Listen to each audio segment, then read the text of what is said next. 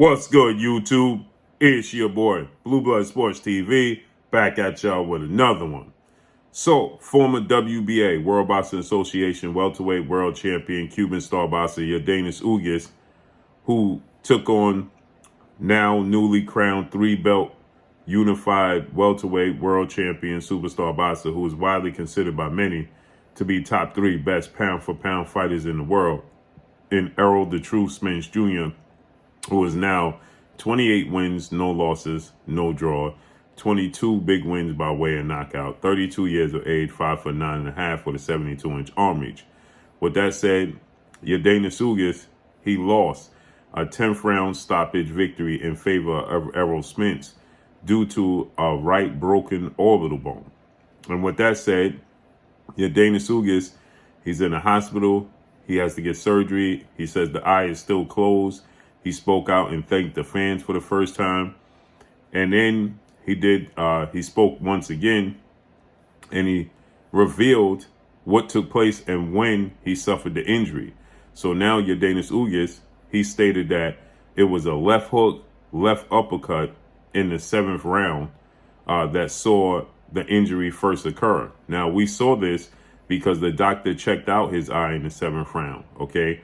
Then in the 8th round, then in the 9th round, so on and so forth. You can start to see the wear and tear start to take place on his right eye. So he now reveals the punch. He said it was a left hook followed by a left uppercut on the inside, and he tried to weather the storm. He just was unable to because it continued to get worse and it started to close as the fight went on, but he gave it his all. He poured his heart out, and he said he thanked, he apologized to the fans for not being able to fulfill, his obligation to, represent Cuba and be the first welterweight or any champion in Cuba history to hold 3 belts or unify the belts.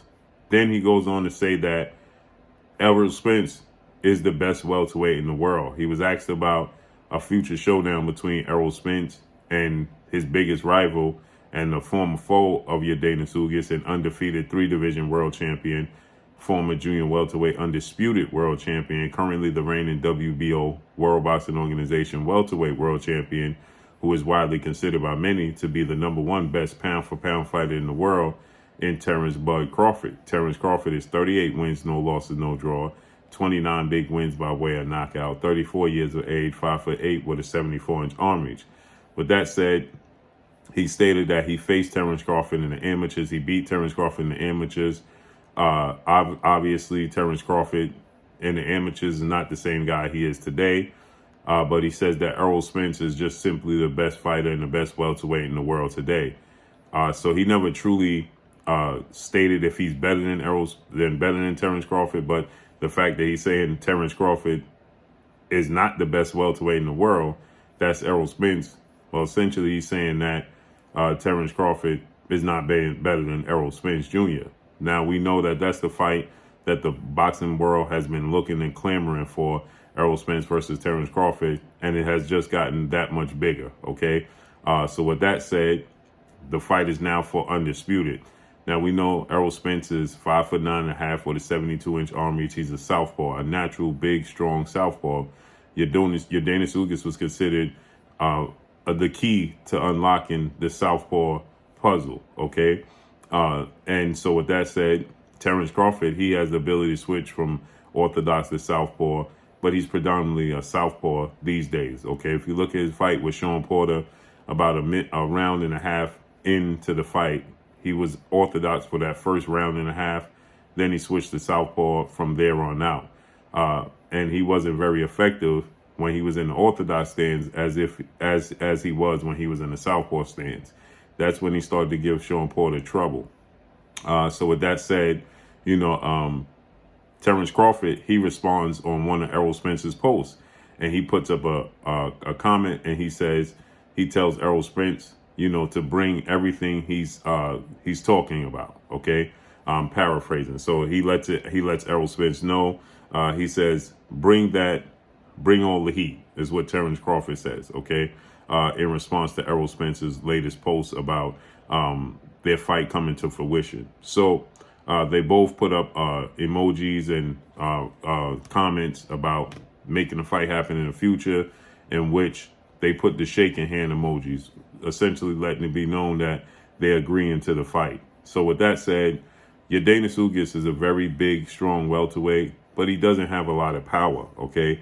Yordenis Ugas is a technically skilled, sharp Cuban school boxer. That's what Yordenis Ugas is. He has fast hands. He put combination together well. He has a high ring IQ. He has a good jab and a tricky right hand.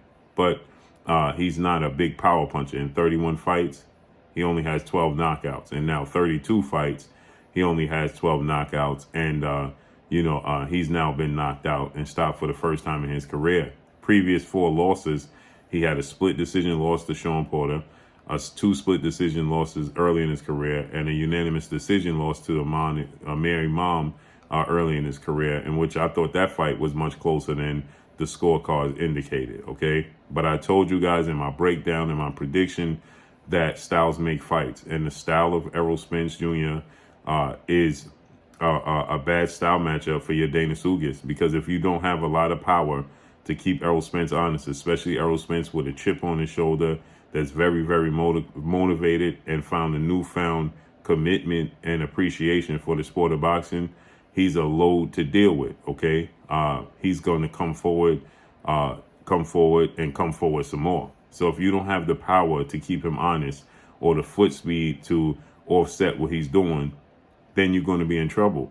And I stated that in the first half of the fight, because Yordenis Ugas is a big welterweight, like another former foe of Errol Spence Jr. in Special K, Kell Brook, former IBF welterweight world champion, British superstar boxer, in whom he fought May of 2017 for his first title opportunity. And he eventually broke Kell Brook down. And in the 11th round, he broke Kell Brook's left orbital bone and stopped Kell Brook. In this fight, he broke Yordenis Ugas' right orbital bone and stopped Yordenis Ugas. But I said in the first half of the fight, it's going to take some adjustment periods to get used to the style of Yordenis Ugas. But once he gets acclimated to what Yordenis Ugas does, and once he understands that Yordenis Ugas doesn't truly have the power to hurt him or just knock him out, it's going to be uphill sledding for Yordenis Ugas, okay? And that's exactly what it was, because Errol Spence, once he starts to get on the inside, starts to go to the body, starts to throw hooks and uppercuts on the inside, it could be a long night. And that's when I told you guys that I believe Errol Spence will get the stoppage over Yordenis Ugas at that point in time, and that's exactly how this played out. Now, when it comes to Terence Crawford has shown, if you look back at the fight with Sean Porter, he's not that comfortable on the inside. He's comfortable in that mid-range area. He's comfortable in countering you, okay? He's comfortable on the outside, where he can use his jab, control the pace of the fight, control the distance of the fight. And if you're aggressive, he'll counter you with uppercuts to the body and uppercuts, to the head, okay, to the chin. But that's his specialty, okay? He'll come over the top with his jab, but he's most effective in the southpaw stance, while Errol Spence is going to too be in the southpaw stance, okay? Now, southpaws don't like fighting southpaws. They're just not comfortable. But the aggression of Errol Spence and his ability to work his way on the inside, and seeing as though he's a naturally bigger, stronger guy than Terence Crawford, could spell a huge issue for Terence Bud Crawford. Yordenis Ugas, he fought and beat Terence Crawford in the amateurs. That's a point system. That's completely different than Terence Crawford in the professionals. Terence Crawford, as a professional, is very aggressive. He has power in both left and right hand. He has now knocked out and stopped his last 9 to 10 opponents, dating back from junior welterweight all the way up to his 5 to 6 fights at welterweight. He fought Jeff Horn for his first welterweight fight in 2018. He stopped Jeff Horn. He then stopped Jose Benavidez Jr. Then he stopped Amir Khan. Then he stopped Igor Kavalauskas. Then he stopped Kell Brook, and then he stopped Sean Porter, okay? And prior to that, at his last fight at junior welterweight, he stopped Julius Ndongo for undisputed. So with that said, Terence Crawford is definitely somebody to reckon with, and definitely has power in both hands. And Errol Spence definitely has to be on his P's and Q's, working his way to the inside. But he's very calculated, that being Errol Spence, and how he works his way to the inside, okay? And that could, again, be an issue for Terence Crawford if he can't. Terence Crawford has extremely long arms. So if he can't counter you on the inside, you're not. Sean Porter made a lot of amateur mistakes, okay, coming in with his chin down. When he got caught with the uppercut, he missed the punch and had his looking straight at the canvas, and Terence Crawford caught him with an uppercut. This was a recurrent affair in that fight. And so with that said, Terence Crawford used Sean Porter's aggression against him. He was playing the matador, turning and Sean Porter falling into the turnbuckles, into the corner, turning and pivoting, making Sean Porter miss, Sean Porter falling through the ropes. He used his aggression against him. But Sean Porter, he was attempting to use calculated aggression, but Sean Porter is much smaller than Errol Spence. He's at 5'7" with a 69-inch arm reach. It's a completely different style. He's not as technically sound. He doesn't have the power that Errol Spence possesses. So with that said, it's definitely a completely different animal dealing with Errol Spence and the power that he has. Now, Errol Spence doesn't display one-punch knockout power, but what he does is he breaks his opponents down systematically, going to the body, uppercuts on the inside, hooks on the inside, very aggressive, very durable himself, and that could be a problem for Terence Crawford. But we have to see. That's why it's a 50-50 fight. See how this unfolds and plays out. But Yordenis Ugas, he says it was a left hook, left uppercut on the inside. He got caught with the left hook. Then he leaned in on the inside and got caught with the left uppercut. Said that's when he suffered the injury. Immediately he knew. Then it started to swell. The fight went on, and he just was unable to see. And the referee called the halt in the 10th round. So let's see how this unfolds and plays out. But that's all I got for y'all. Make sure you hit the like button. Drop a comment in the comment section. Let me know what y'all think. Y'all already know what it is. It's your boy Blue Blood Sports TV. Hate, like, comment, and subscribe. You haven't subscribed, hit the subscribe button, hit the like button, hit the bell icon to get all the new notification. Follow me on Instagram at Blue Blood Sports TV, all one word. Y'all already know what it is. Shout out to the entire LDBC. Shout out to New Media. Shout out to Black Media Raw.